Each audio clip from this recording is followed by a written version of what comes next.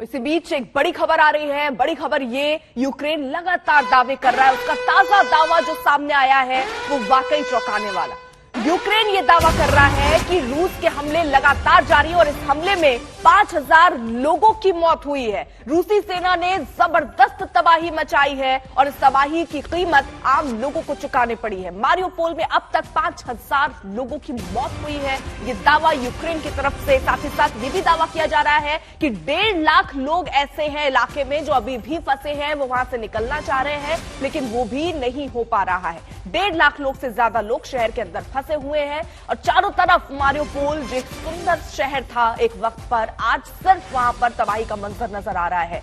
कई ऐसे शहर हैं जहां पर जो बुजुर्ग हैं, बीमार हैं, वो अंधेरे में रहने को मजबूर हैं क्योंकि बिजली सप्लाई, पानी सप्लाई, ये सब रोक दिया गया है। मारियोपोल में रूसी सेना ने जबरदस्त तबाही मचाई है। ये दावा यूक्रेन की तरफ से किया जा रहा है। यूक्रेन बार बार कई दावे कर रहा है, जहां एक तरफ ये बता रहा है कि किस तरीके से रूस आक्रामक होता नजर आ रहा है, जबरदस्त हमले कर रहा है, वहीं दूसरी तरफ यूक्रेन की तरफ से यह भी कहा जा रहा है कि हम भी, यानी यूक्रेन भी मुंहतोड़ जवाब देने के लिए तैयार है। इरपिन शहर पर वो दावा कर रहा है कि जहां रूस का कब्जा हो गया था वहां पर फिर से अब यूक्रेन ने कब्जा कर लिया है। बम और मिसाइलों के बीच हमारे संवाददाता कीव में डटे हुए हैं। गौरव सावंत की ग्राउंड जीरो से ये रिपोर्ट देखिए।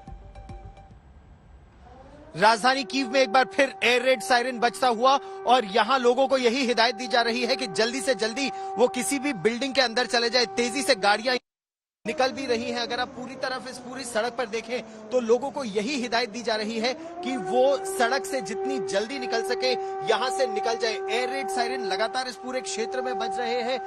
इनकमिंग मिसाइल का खतरा बताया जा रहा है। उम्मीद पर दुनिया कायम है, एक क्लीशे जरूर लगता है लेकिन सच्चाई यही है। तनाव बहुत ज्यादा है। कर्फ्यू यहाँ पर जैसे ही शाम होती है कर्फ्यू लगा दिया जाता है अगली सुबह तक और रात में किसी के भी मूवमेंट पर बहुत प्रतिबंध रहते हैं।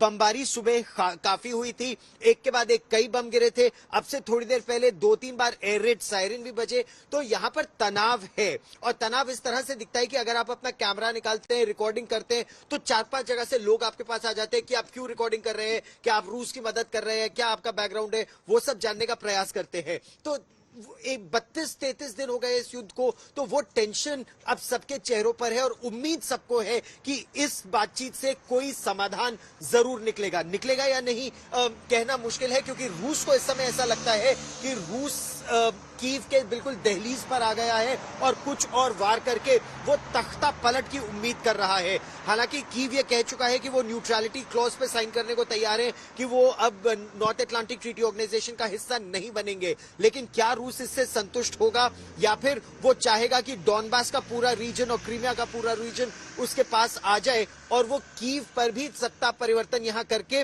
रूस के निकट की कोई सरकार यहां बना पाए। यहां पर भी राष्ट्रपति ज़ेलेंस्की का फिर उनका पूरा भविष्य अंधकारमय हो जाएगा। लेकिन अब देखना यह है देश का भविष्य या उनका अपना भविष्य, किसका पलड़ा आने वाले दिनों में भारी पड़। डोनेस्क में गीता मोहन डटी हुई है। डोनेस्क का ताजा हाल जरा देखिए। यहाँ पर मैसिव एक्सप्लोजन्स की आवाज सुनाई दे रही है। हम डोनेस्क सिटी में हैं। आउटस्कर्ट्स में मेजर गन फाइट हो रहा है। मरिंका में बहुत ही बड़ी लड़ाई चल रही है यूक्रेनियन फोर्सेस और रूस और डॉनबास के पीपल्स मिलिशिया के बीच। और जब हम यहाँ पे आए तब इतने एक्सप्लोजन्स नहीं सुनाई दे रहे थे, लेकिन वही दिन था जब प्रेसिडेंट पुतिन ने कहा कि अगला पड़ाव मिलिट्री ऑपरेशन का यहाँ डॉनबास रीजन में यानी कि डोनेस्क और लुहांस्क में होने वाला है। तो आज बहुत ज्यादा एक्सप्लोजन्स की आवाज सुनाई दे रहे हैं। हम जाएंगे, देखेंगे कि क्या हो रहा है इन आउटस्कर्ट्स में भी। लेकिन अभी यहाँ पर अगर आप देखें सिटी खाली हो गया है। बहुत कम लोग, वैसे भी बहुत कम लोग नजर आते हैं, लेकिन सब घरों के अंदर चले गए हैं। और यहाँ पर भी बंकर्स होते हैं तो बंकर्स में चले गए होंगे अगर अलर्ट उन्हें मिला होगा।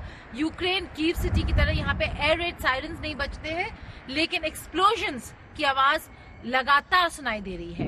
हम डोनेस्क सिटी के बिल्कुल बीचों बीच है। ये आर्टीमा स्ट्रीट है जहाँ पे फेयर और बाकी सारे इम्पोर्टेंट मॉन्यूमेंट्स भी हैं। अगर आप देखिए जितने भी यहाँ पे शोरूम्स, दुकान, शॉपिंग मॉल्स हैं सब बंद पड़े हैं, रेस्टोरेंट्स खुले नहीं हैं। माहौल काफी गंभीर है। इस वजह से सामान कुछ बंद है, बस बेसिक ग्रोसरी स्टोर्स, छोटे छोटे दुकान बस यही खुले हैं ताकि जो लोग सिटी में हैं वो जी पाए, अपने बेसिक चीजों को खरीद पाए। कैमरा पर्सन सत्यराज के साथ गीता मोहन, आज तक।